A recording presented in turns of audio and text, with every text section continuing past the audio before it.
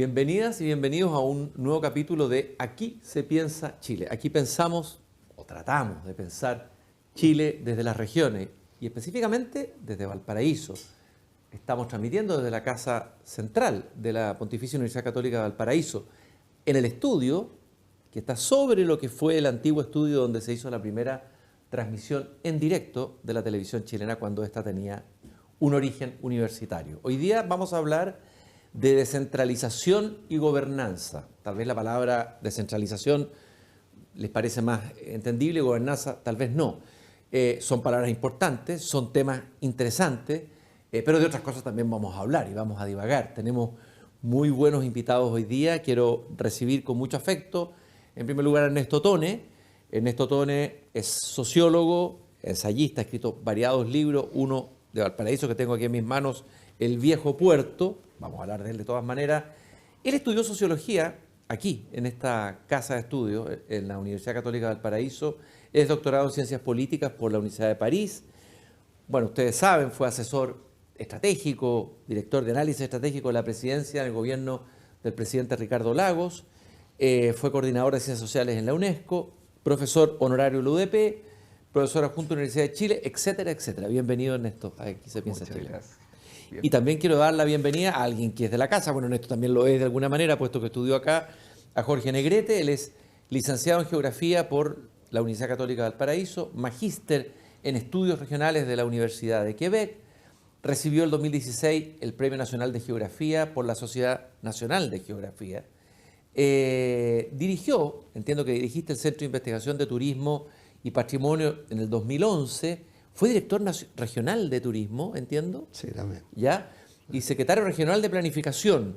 Alguien que se ha interesado, obviamente, no solamente se ha interesado, sino que ha participado en el tema de la descentralización y la gobernanza y actualmente representa a la Universidad Católica de Valparaíso en el club. Jorge, muy bienvenido a Aquí se piensa Chile. Muchas gracias. Vamos a partir un poco con un pequeño perfil de cada uno de ustedes. Y vamos a partir desde Valparaíso. Tienen en común los dos que son porteños profundos. ¿Tu vínculo con Valparaíso, Ernesto? ¿Cuál es tu vínculo más profundo con Valparaíso? Bueno, mi vínculo más profundo es que nací en la avenida Gran Bretaña. Imagínate. y viví en Playa Ancha toda mi infancia. Estudié en la Escuela Italiana de Valparaíso, estudié en el Liceo Eduardo Labarra y estudié en la Universidad Católica de Valparaíso. Wanderino de toda la vida, lo que es una especie de karma. Una especie de karma y de un karma inesperado, porque cuando yo era niño fui wanderino desde que aprendí a andar, desde que tuve uso de la razón. El Wander era un muy buen equipo, que siempre estaba entre los primeros lugares. Pero la vida ha sido muy dura para el wanderino. Como dicen los napoletanos tienen un dicho porque tienen un equipo, el Napoli, que de pronto ha tenido sus momentos y de pronto ha tenido momentos muy, muy duros. Dice, siamo nati per soffrire. Algo mismo se podría aplicar tal vez, eso mismo se podría aplicar tal vez a nuestra querida ciudad de Valparaíso. A pesar de que yo no soy porteño, me siento muy ligado a ella como ustedes, y de alguna manera eso lo planteas tú aquí en el Viejo Puerto. No lo insinúas, lo dices claramente. ¿Ah? Yo lo planteo, es un libro escrito con un cariño inmenso y con un dolor inmenso también, porque ese libro es un ensayo que trata de mostrar la historia de Valparaíso, lo que Valparaíso fue como ciudad, la importancia que tuvo. Fíjate, cuando nosotros vamos a hablar hablamos de gobernanza, cuando hablamos nosotros de descentralización, etc., Valparaíso fue una ciudad que por mucho tiempo fue la ciudad más importante de Chile, del Chile pujante, de ese Chile del siglo XIX que estaba como ahogado por la colonia. porque la colonia no permitía el comercio, no permitía, habían elementos de innovación, de creatividad, de cosmopolitismo, que al abrirse eso, Valparaíso estalla como una ciudad llena de extranjeros, llena de creatividad, de periódicos, de debates intelectuales. Ahí llega Rubén Darío en el año comercio, 1888. Rubén Darío. Se impresiona con Valparaíso. Claro, y porque era una ciudad muy viva. Era una ciudad muy viva. Es la sociedad que después vive Eduardo Bello, con sus libros Valparaíso, oceánicos desde sobre luego. Valparaíso. Salvador Reyes, en fin. Ese Valparaíso es un Valparaíso lleno de vida. Es un Valparaíso donde está el primer periódico de lengua castellana, el Mercurio de Valparaíso, en América Latina. Y es también el Valparaíso que construye esa columna vertebral que es Chile. Chile es un país que te resultaba discutible como país viable, Era un país que nace como un campamento militar.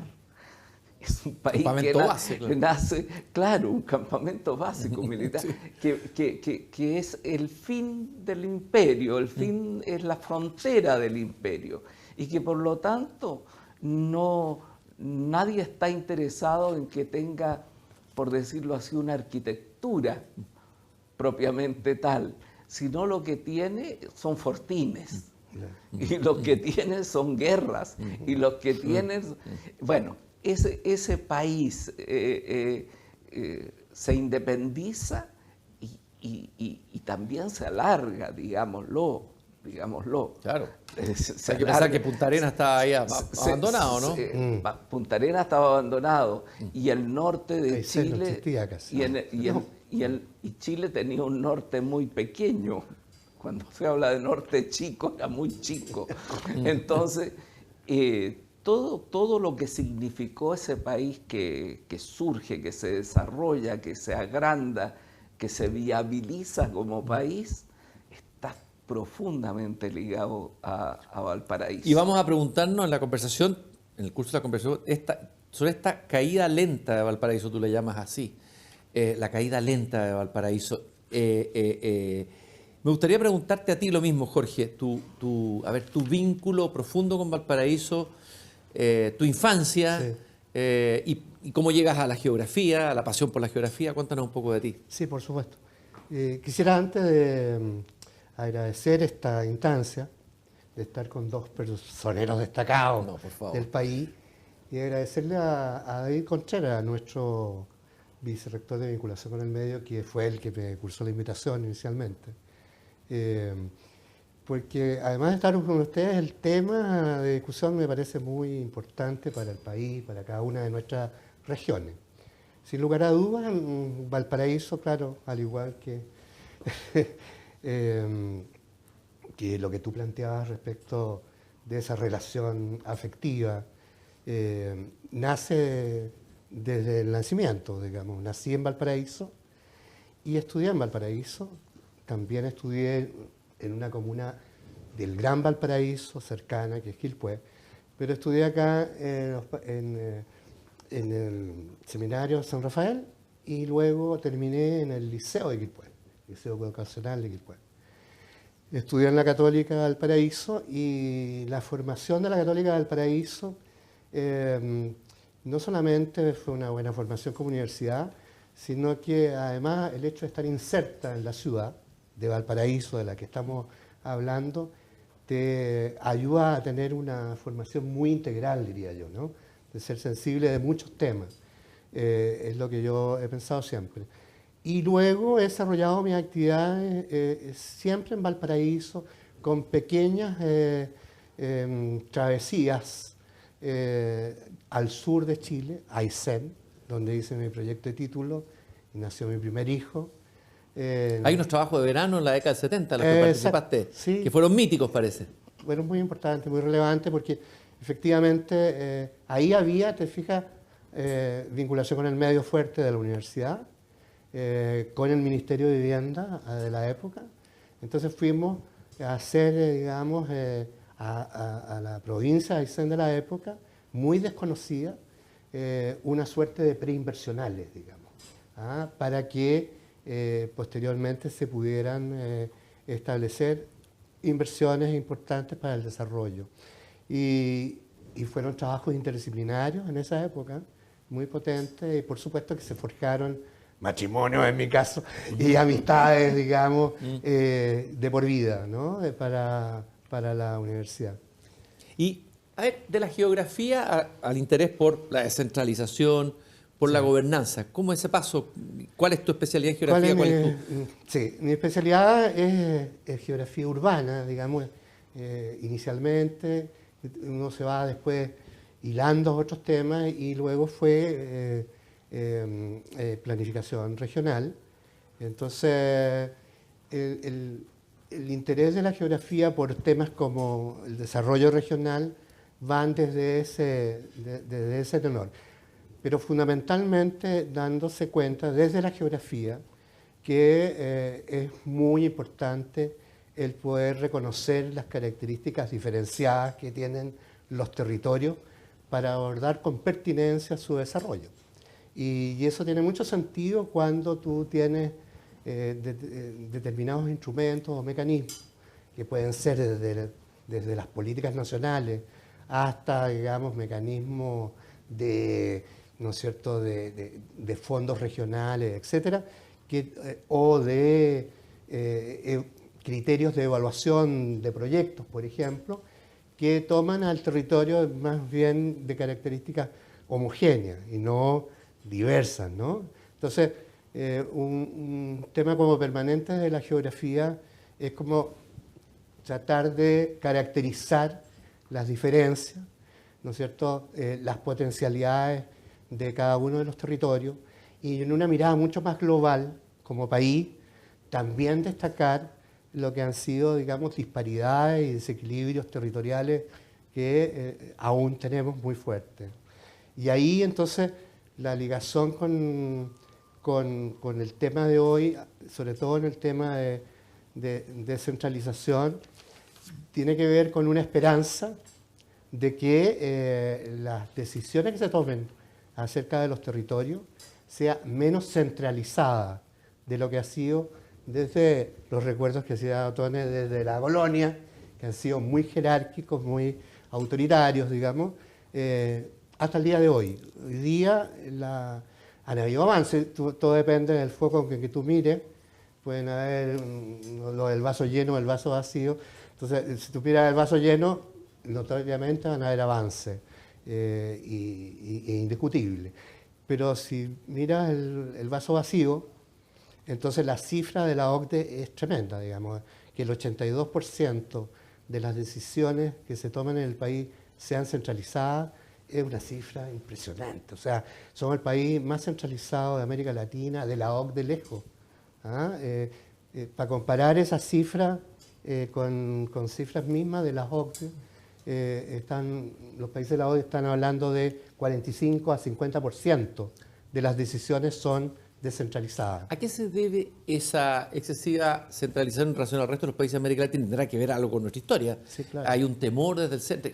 ¿Cómo se armó el país? ¿Cómo se armó la república? ¿A qué crees tú? ¿Cuál sería la causa más profunda de Yo creo eso? que hay en este minuto, o sea, mi impresión es que tenemos una cultura centralista, y cuando uno habla de cultura centralista es que ha habido un contexto histórico muy potente. Y claro, uno puede ver eso así muy rápidamente en algunos hitos de los 500 años, de los 300 de la colonia. Bueno, esos fueron muy importantes porque marcaron, ¿no es cierto?, una estructura jerárquica en todos los poderes, digamos, ya sea el del Estado, político, administrativo, con la figura del rey, el virrey, el gobernador, digamos, o sea, la jerarquía, el autoritarismo muy fuerte. Y si tú lo miras al lado con una estructura como militar, muy importante, también jerárquica, ¿no es cierto?, autoritaria, digamos, en sus formas de actuar, y al lado, digamos, la iglesia, también muy jerárquica. Entonces, son 300 años que indudablemente marcaron. Y luego viene el proceso de independencia, que está planteando Ernesto, ¿no? En que Valparaíso se salva un poco porque fue más anárquico en ese sentido, según algunos, digamos. Pero, claro, vienen unos procesos ahí en la independencia de tomar la última conformación ya del siglo XVIII, fines del XVIII, en donde se había reestructurado la dirección política administrativa del país y se asumía que había como solamente 3 grandes provincias, que era justamente este norte chico, ahí con Coquimbo, ¿cierto? Santiago, ¿cierto? Importante, y Concepción. Entonces los primeros indicios ahí fueron de ver cómo se posicionaban en el poder estos tres grandes territorios. Pero eso duró poco, digamos, los intentos incluso de ser un país federal, ¿no es cierto? La Constitución del 1828, ¿sí? Y bueno, eso terminó violentamente con la batalla de Lircay.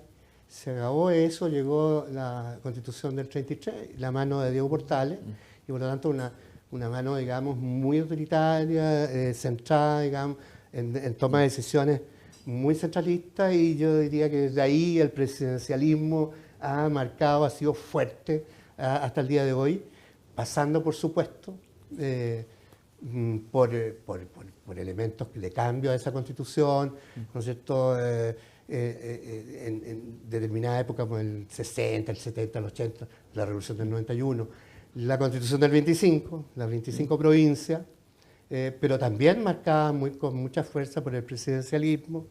Luego hay hitos importantes para el tema de la descentralización, como por ejemplo el 40, Corfo, 40-50, el pensar, digamos, que para poder desarrollar el país había que hacer esfuerzos, entonces, no solamente a nivel de las provincias, sino que conformar una suerte de macro-regiones, macrozonas.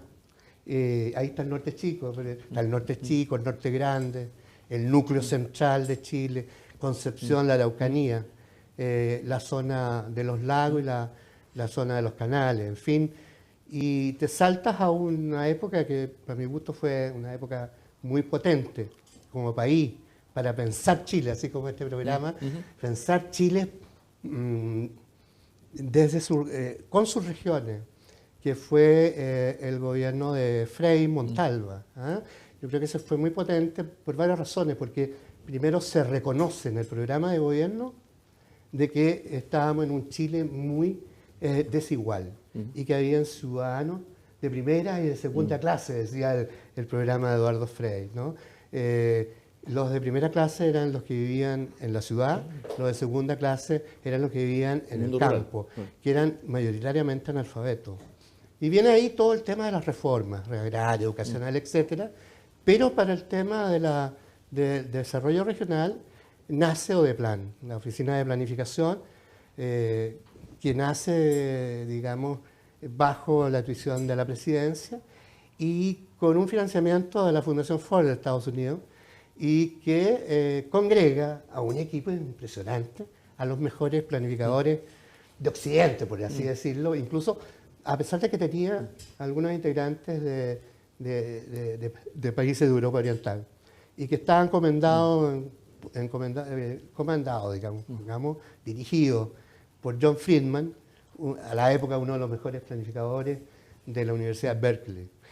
Y lo que tuvieron como tarea fue esto que estaba en el programa de gobierno, llevarlo a la realidad. Y lo llevaron a la realidad a través de otra regionalización funcional, no política administrativa, funcional, ya aplicando una teoría que había surgido antes en Francia, un francés que se llamaba François Perroux, un economista espacial, y que era la teoría bien conocida todavía, la teoría de los polos de crecimiento y de los polos de desarrollo. Y eso se aplicó y se generaron 11 regiones y una área metropolitana, que luego, con la CONARA en la dictadura, pasarían a ser 12 regiones y una región metropolitana, ¿cierto? Todo lo que plantea Jorge, en el fondo de alguna manera muestra un país que se articuló con un presidencialismo fuerte, centralista. Otros dirían que ese centralismo impidió que a lo mejor pasara lo que pasó en otros países latinoamericanos, el caudillismo, etcétera, que el presidencialismo le dio también una continuidad. ¿Cuál es tu diagnóstico a la República o una articulación mejor del país como Estado-nación? ¿Cómo lo ves tú, Ernesto? Mira, yo creo que ese es un tema bien complejo porque de un lado nosotros vivimos esto como problema, pero también hay que entenderlo de una manera complementaria, que es que ese centralismo que surge también no es un problema que solo sea el mal, también trae algunos elementos que sirven para reforzar una institucionalidad que en Chile pasa a ser más fuerte que en otros países de América Latina. Entonces, tiene estos dos elementos. Yo te diría, que yo estoy de acuerdo con Jorge exactamente en que Chile, cuando logra abrirse al mundo, cuando se cosmopolitiza, es un Chile que crece, es un Chile más fuerte, es un Chile más inventivo, es un Chile menos achunchado. ¿Ah? Un Chile que no se achica. Que no se achica. Claro. Y eso lo tiene, y por eso Valparaíso puede jugar ese papel. Después viene, claro, tú decías la guerra civil del 91, ¿no es cierto?, la república parlamentaria, y después viene la modernización de Chile. Y resulta que la modernización de Chile, no solo de Chile, sino de América Latina, se da en un mundo que se cierra, en el mundo de los fascismos, en el mundo de la gran ideología, ¿no? De las ideologías, en el mundo de la Unión Soviética, en el mundo de los Estados Unidos aislacionista. Entonces se cierra ese mundo y entonces empieza el desarrollo hacia adentro. Y el desarrollo hacia adentro tiene virtudes, porque va generando industria, modernización, provincia con sus propios elementos, pero a la vez va encerrando a Chile entre cordillera y mar. Eso sería lo que Aníbal Pinto llamó, si uno lo escribiera, el caso de desarrollo frustrado, ¿no es cierto? Bueno, es lo del desarrollo frustrado y de lo que sigue del desarrollo frustrado, porque Chile se le abrió ese gran, pero después empieza el desarrollo hacia adentro, que tiene también virtudes, pero que tiene también problemas para el crecimiento. Tanto así, que fíjate que América Latina tiene un momento de desarrollo muy importante después de la Segunda Guerra Mundial, ¿no es cierto? Después de la Segunda Guerra Mundial vienen los 30 gloriosos de Europa, el gran desarrollo de Estados Unidos, y viene también todo el proceso de descolonización en el resto del mundo, y viene también el crecimiento de América Latina, la modernización de una América Latina que era extremadamente, que tenía problemas de desarrollo muy grandes. Y a Chile no le va bien. Chile crece poquito. Crece poquito. Crece poquito, pero tiene un prestigio. Y ese prestigio es el prestigio institucional. ¿Ah? Chile es un país con democracia, fíjate, del 32 al 73, son periodos muy largos en América Latina. Si uno lo compara con los países vecinos, con Bolivia, pues sin ir más lejos, Perú, etc. Imagínate lo que es eso. Pero ahí Valparaíso comienza con una caída, con un cierto decaimiento. Después del molo de abrigo, digamos, que es la Gran obra. última gran obra, tremenda, no pasa mucho más nada. ¿Ah? Y entonces empieza a haber una caída, que no es Desplome. un desplome, que no es una, ¿Es una agonía, una decadencia? que no ¿Qué? una catástrofe, pero es el inicio de una decadencia, de un desarrollo que no va a la velocidad que requiere. Y Chile, pero esto no le pasa solo a Valparaíso, sino que las decisiones en Chile se concentran en la catástrofe que nos habla Jorge, que esta catástrofe del 82%, porque Santiago pasa a serlo todo. Santiago pasa a ser 6 millones de habitantes, pasa a ser el centro. ¿Por qué? Porque es un país hacia adentro. Y por lo tanto el poder se concentra al interior. Se concentra al interior y desde ese interior dirige hacia afuera.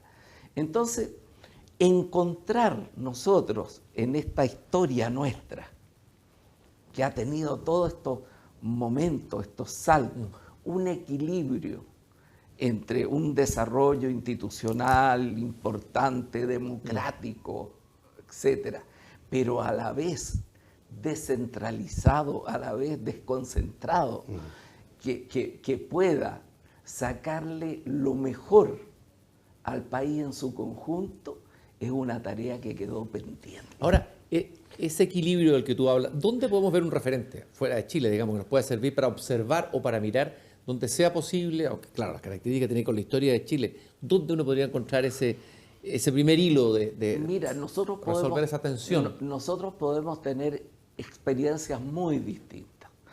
Una, por ejemplo, tú lo tienes en América del Norte, tanto en Estados Unidos como en Canadá.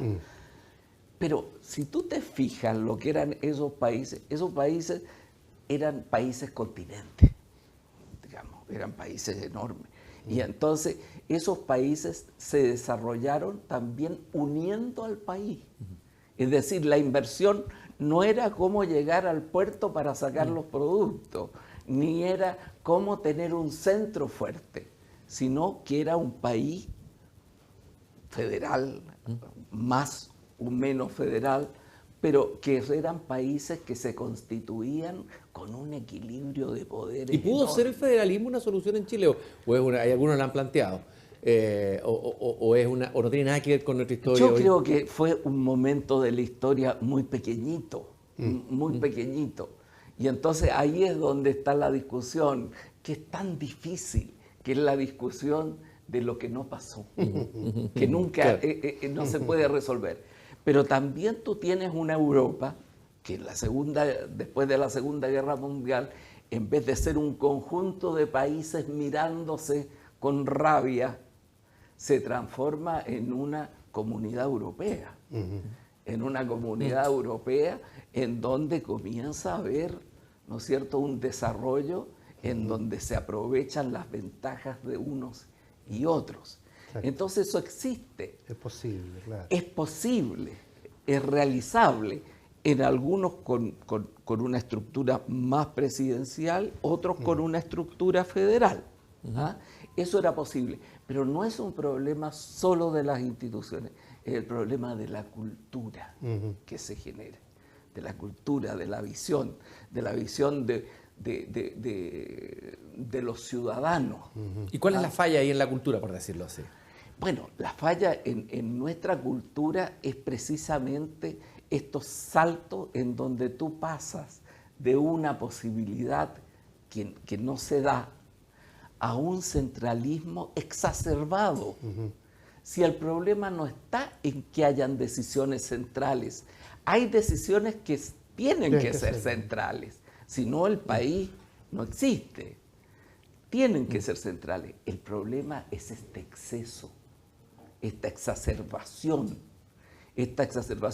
que tiene como te dijera yo, como lo contrario, la visión de una especie como de un centro que es un centro que te aplasta. ¿Ah? Y entonces en provincia surge la visión de que hay un centro que te aplasta y que no te deja ser lo que tú podrías ser. Bueno, ¿Ya? Entonces, el tema está precisamente en la ausencia de balance, de chequeo, de ver cuáles son las cosas que tienen que hacerse para poder coordinar la necesidad de un país que por su tamaño, fíjate que Chile somos un país mediano, un país con poca población, seguimos siendo un país con poca población y que sin embargo no logramos generar ese equilibrio. Y tenemos una cabeza enorme y después tenemos mucho territorio despoblado. Voy a dejarles plantear la pregunta porque vamos a ir a una pequeña, muy breve pausa. ¿Dónde podrían haber brotes verdes en la línea que tú dices de resolver esta tensión, ¿no es cierto?, de la que acaba de escribir Ernesto, tú también de alguna manera describiste? Brotes verdes de centralización sana, efectiva. ¿Ha ocurrido? ¿Hay de dónde agarrarse o todavía falta por inventar la rueda? Vamos a ir a una pausa y ya regresamos con Aquí se piensa Chile.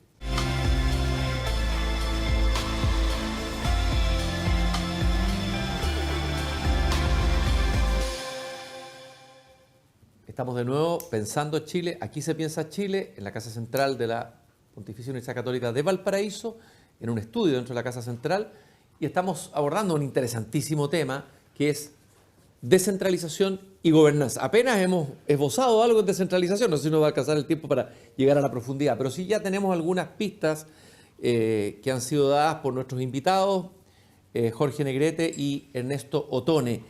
Yo les preguntaba antes de ir a la pausa si hay brotes verdes que muestren que hay un camino posible para lograr la descentralización tan ansiada, porque es una descentralización de la que se habla mucho, se declara mucho, pero vuelve a haber una sensación de desesperanza, de que, claro, tenemos gobernadores regionales, pero se dice que esos gobernadores son reyes sin poder.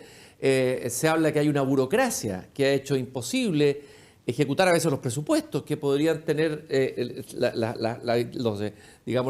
los CORE, los GORE, etc. Entonces, ¿cuáles son los brotes verdes que tenemos? ¿Y de dónde deberíamos partir? ¿Qué se ha hecho bien? Bueno, y qué hemos hecho mal, obviamente. Sí.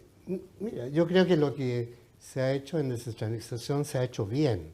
El problema es que se ha hecho muy gradualmente. Este concepto que planteó Elwin en su primer gobierno, ¿no? Avanzar, pero gradualmente. Que había una cierta sabiduría ahí. Sí, hay una sabiduría, ¿no? Ha sido, claro, muy gradual para los tiempos que vivimos. Hoy día es muy difícil gobernar hoy día, porque ya lo advertía tu colega Castel en los inicios de los 90, aquí mismo en la Casa Central, a propósito de la globalización. Decía, la globalización es un fenómeno nuevo, que va a traer grandes oportunidades y grandes amenazas, digamos, de todo tipo, económicas para el país, porque en la estrategia de inserción internacional van a ser, entonces claro, va a ser un proceso interesante, pero van a haber temas sociales como las migraciones, que las estamos viviendo, las de Europa, van a haber temas tecnológicos muy importantes que nos van a cuestionar como sociedades, ¿no? Inteligencia artificial hoy día, van a haber problemas, en fin, y el Estado tiene que modernizarse. Entonces el tema de la descentralización y de la gobernanza es un binomio que tiene que ver con el proceso de modernización del Estado permanente, para poder de alguna manera administrar el territorio nacional de la mejor forma. De lo contrario, entonces se va a frenar el desarrollo, digamos, no puedes gobernarlo adecuadamente. Y en ese contexto, entonces, los pasos que se han dado en descentralización, los últimos, claro, fueron graduales, podrían haber sido mejores, ¿no? Y se hacen bien acompañados, ¿no es cierto?, primero por gente experta del nivel del país, pero también acompañados por la OCDE, a la cual se incorporó Chile en el 2010, digamos. Y tanto los informes de la OCDE respecto de este tema de la descentralización, el trabajo de la Subdere, el trabajo de la Comisión para la Descentralización de Chile, ¿cierto?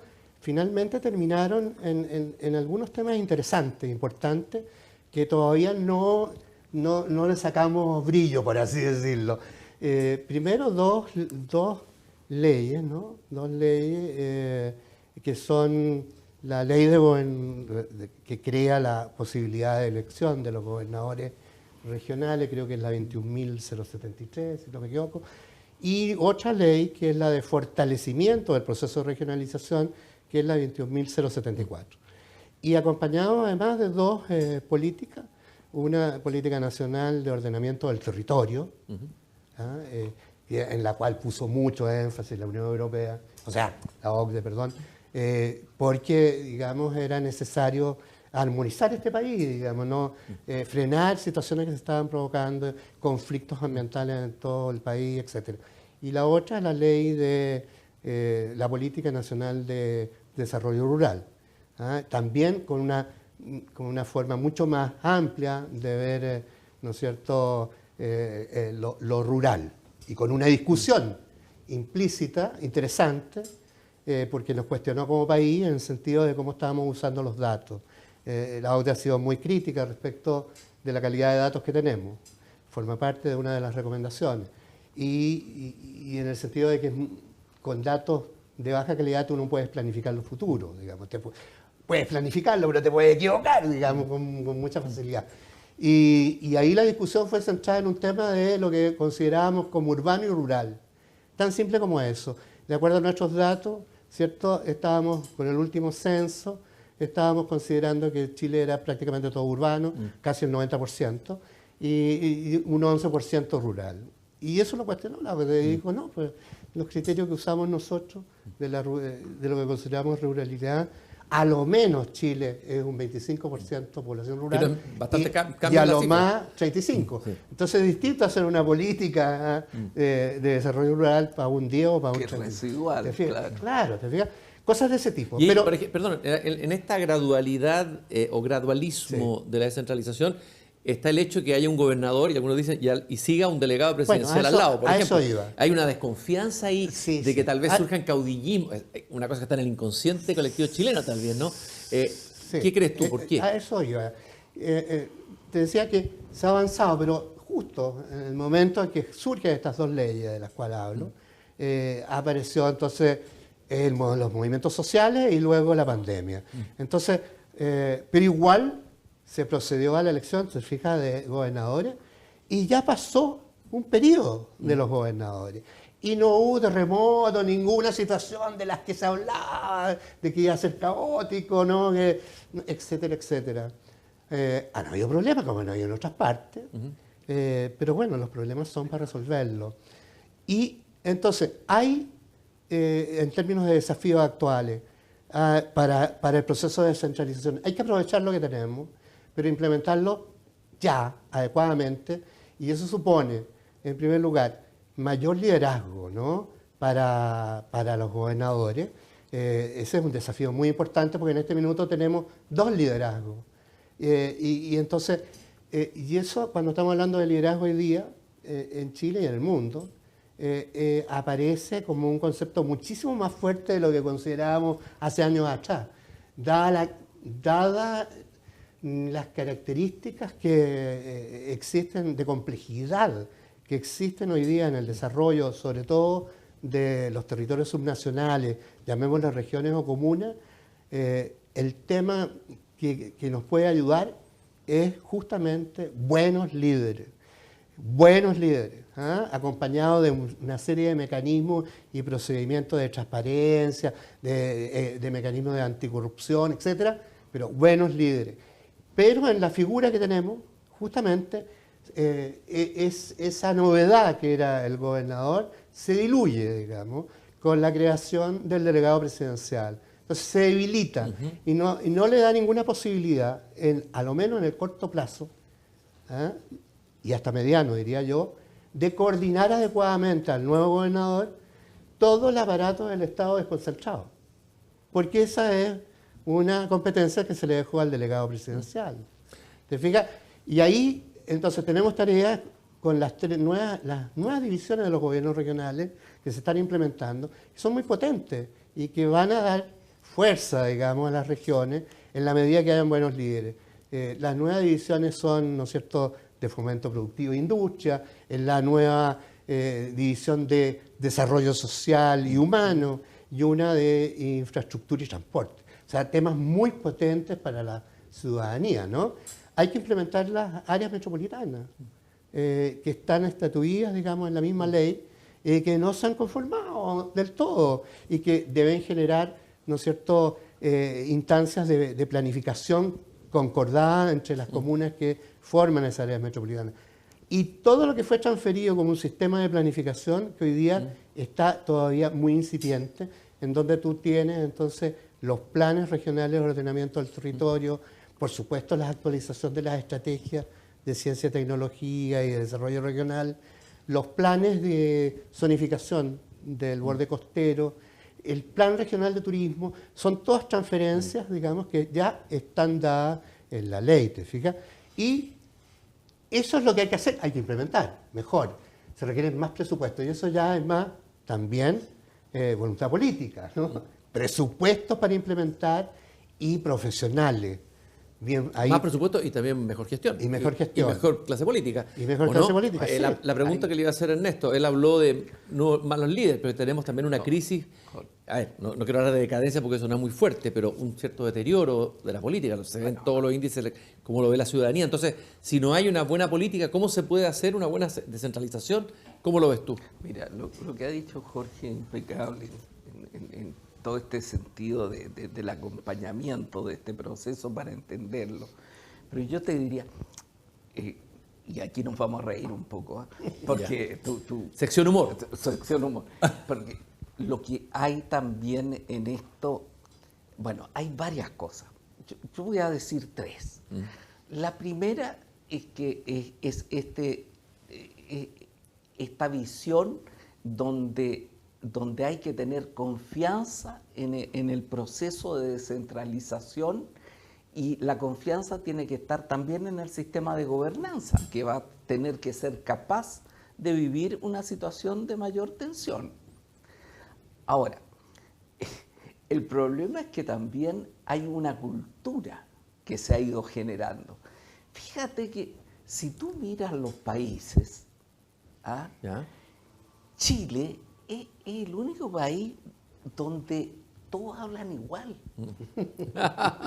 Todos hablamos muy mal el español, pero todos hablamos igual. O sea, tú te encuentras a alguien del norte, tú estás esperando un avión en el extranjero y de inmediato decís, ese chileno, porque están todos hablando así y con una cierta forma de... Pero es un país, si tú vas a Colombia, hablan muy distinto de una parte la costa, a otra. la sierra, etcétera. La costa, la sierra, imagínate lo que es Italia, lo que es España, tremendo. Tú tienes ahí un elemento cultural, de una historia muy fuerte. Aquí no, todos hablamos iguales. La diferencia es por clases sociales, es por sectores sociales, ¿no es cierto? Que digamos, los sectores más acomodados tienen un cierto estilo, pues oye, ahora con la papa en la boca. Claro. Hasta el que habla, bueno, fuera de que hablamos mal, digamos, de la cantidad de garabatos por segundo que somos capaces de producir, exagerados, exacerbados. Bueno, pero lo que yo te quiero decir, hay una especie como de tendencia a la uniformación que no es buena cuando es exagerada. Bueno, pero ese era un primer elemento así divertido propio. Raúl Ruiz decía que en Chile habían 3 o 4 caras, ¿no?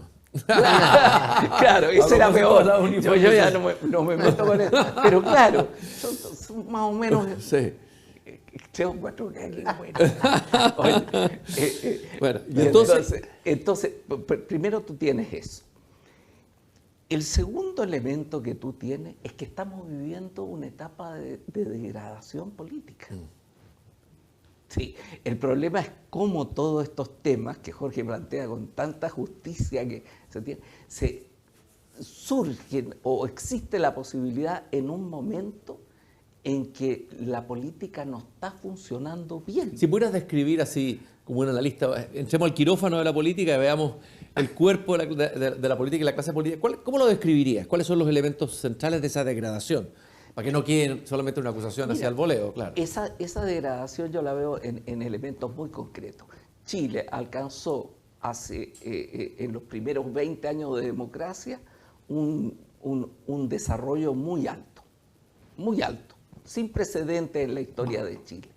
Y si tú tomas los últimos 10 años de Chile, son 10 años en los que hemos caído. Claro, hay razones, la pandemia, en fin, el mundo también, no han sido 10 años brillantes para el mundo en su conjunto, pero hay una caída fuerte en términos de muchos elementos. Hay caída en la educación, hay caída en la composición de las cámaras políticas, ha habido un crecimiento, algo dijo Jorge, de elementos de corrupción que no existían como tal, es decir, una caída de las instituciones. Mira lo que estamos enfrentando en la Corte Suprema desde hace ya algún tiempo, y en fin.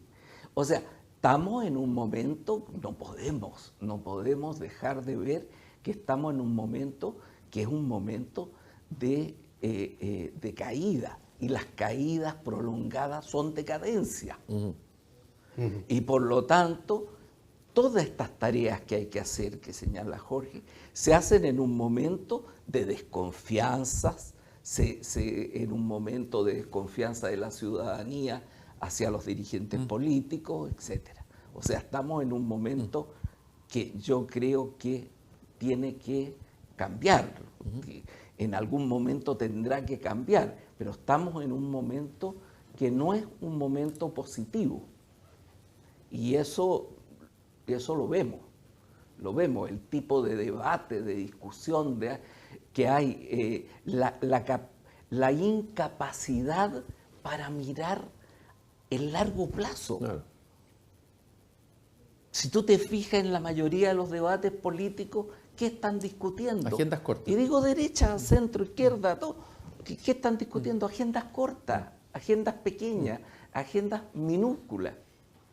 Y tenemos problemas enormes, además de temas que hacía referencia también Jorge, de la globalización. Es decir, tenemos una globalización también de la criminalidad, y eso ha significado que todo el aparato de seguridad, de orden que tenía el Estado chileno, hoy no estaba preparado para esto que está existiendo, digamos, que es toda la criminalidad narco con armamento pesado, en fin, todo eso. Y tercero, hay una ausencia de una cierta grandeza, porque yo te digo, dejar caer a una ciudad como Valparaíso, como lo estamos viendo. Y te lo digo con mucha sinceridad. Nosotros el año 2000, cuando me correspondió estar en el gobierno con el presidente Lagos, cuando analizamos Valparaíso, es verdad que varios éramos porteños, es verdad, pero cuando se analizó Valparaíso se dijo, esta es una ciudad que tiene una originalidad en Chile, que tiene leyendas en el mundo y que por lo tanto tiene que haber un esfuerzo nacional para sacarla de este estado de postración. Bueno, y se construyó en muy pocos años, en muy pocos años se hizo el Camino a la Pólvora, se hizo lo cultural en el Cerro La Cárcel, se hicieron un conjunto de obras. ¿Es el Plan Valparaíso también? El Plan Valparaíso. ¿Pero qué pasó después? No pasó nada. Si lo grave es que no pasó nada. Es como el Teatro del Absurdo, o sea, no pasó nada, claro. No pasó nada. ¿Qué pasó después? Terminó ese gobierno, se terminaron algunas de las obras que estaban acá, pero no hubo un continuum hacia adelante que pudiera seguir considerando que Valparaíso es una ciudad muy especial y que no tenía las condiciones para por sí sola salir. me pongo en otro plano, hablo de otro mundo, pero es como que Italia abandonara Venecia y dijera que los venecianos se las arreglen. No puede.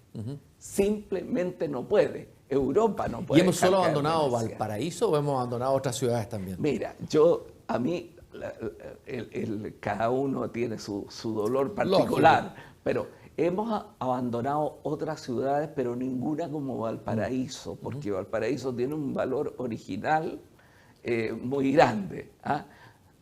Volviendo, no, pero esto es muy pesado, pero volviendo al tema de las bromas, ¿te recuerdas lo que decía Lucas, Renzo Pequenino? Sí, claro. Que decía, en Chile hay dos tipos de ciudades.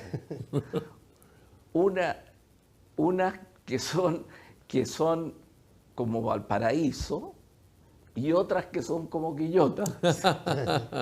Claro. Y Santiago es la Quillota más grande. Claro. Exacto. Sí.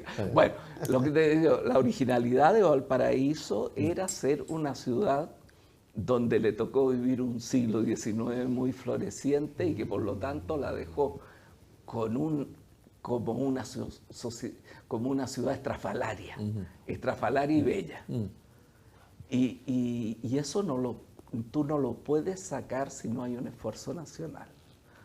Entonces, eso lo hacías tú, más allá del presupuesto, dividiendo las cosas como si fueran todos iguales, sino que viendo la diversidad del territorio. Exacto. Y cómo esa diversidad del territorio hay que irla conjugándola con sus potencialidades. Entonces, una pregunta, por una respuesta corta. ¿Estás de acuerdo que la descentralización es clave para fortalecer la democracia? Yo sé que tú estás preocupado en varios de tus escritos por el debilitamiento de la democracia no solo en Chile y en el mundo. ¿Tiene que ver el fortalecimiento una buena descentralización con el fortalecimiento de la democracia y al revés, una mala descentralización con debilitamiento de la democracia? Pero te lo voy a responder con dos cosas. Fíjate tú el desarrollo del arte, fíjate tú el desarrollo de la ciencia, fíjate tú el desarrollo. No ha ido en un terreno macro, sino micro. ¿Ah? Entonces, si tú quieres tener un desarrollo en Chile donde ponga sus potencialidades, tú necesitas descentralización. Y para que exista una democracia permanente, una democracia que se supere, una democracia capaz, va a necesitar ese desarrollo. Por lo tanto, no hay contraposición entre desarrollo y descentralización. Por el contrario, se alimentan a través de las diversidades y las formas como esto se hace.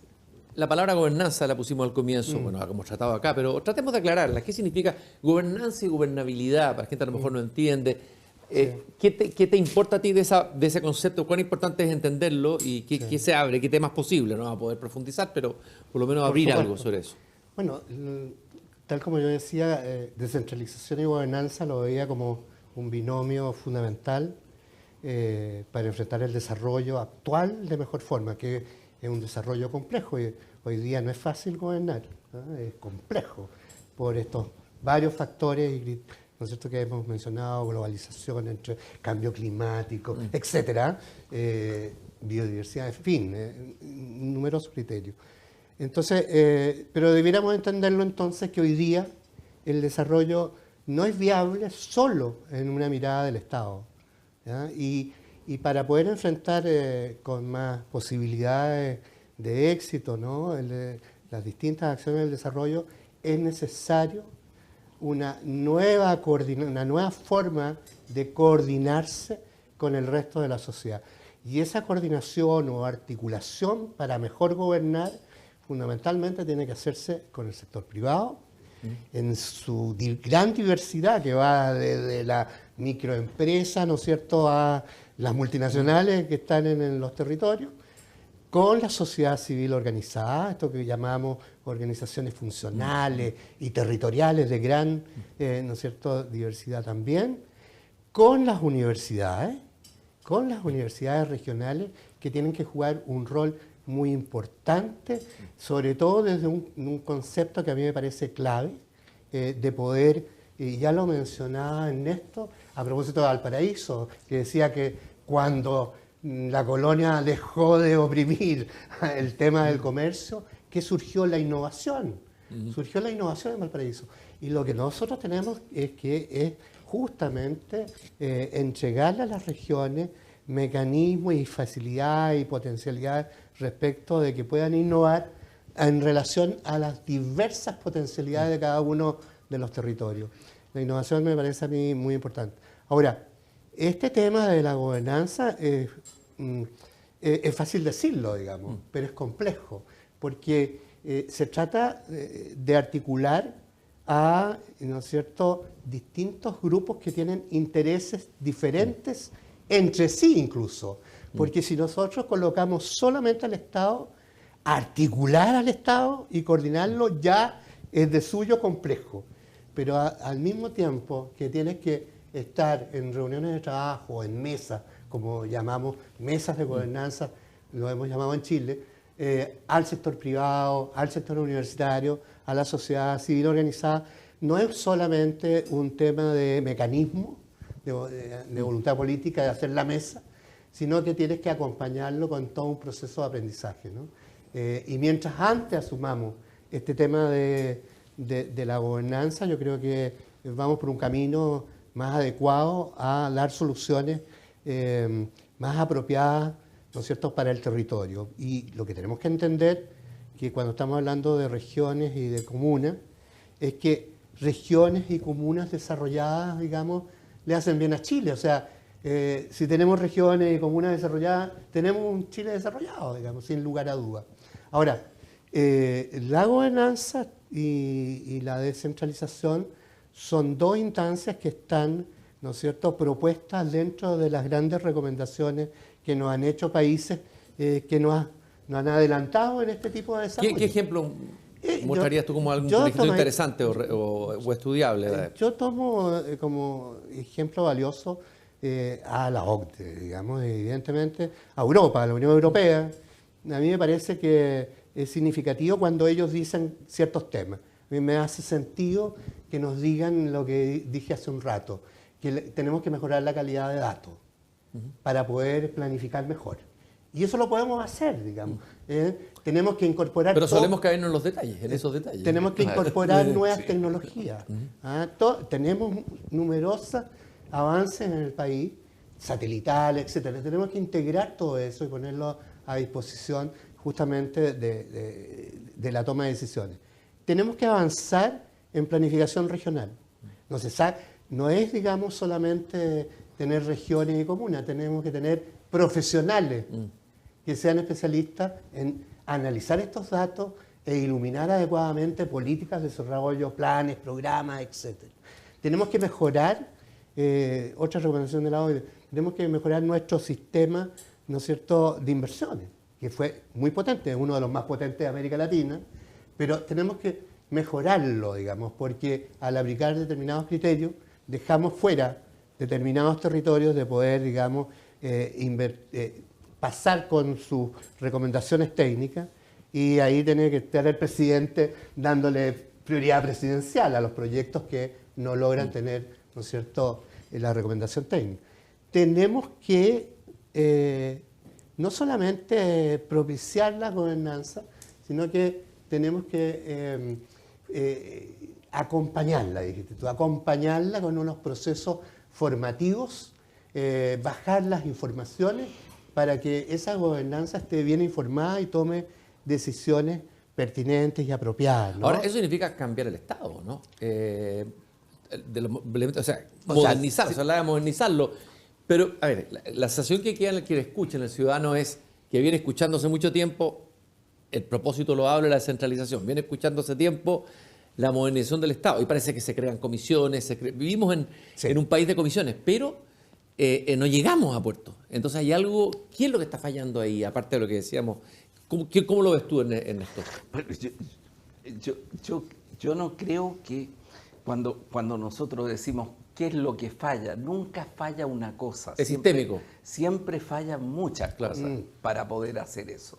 Claro. Y yo quisiera agregar quizás a varios elementos que se han señalado, quisiera agregar que aquí lo que nos falta también es tener un salto en la calidad de la política. Vuelvo a la política.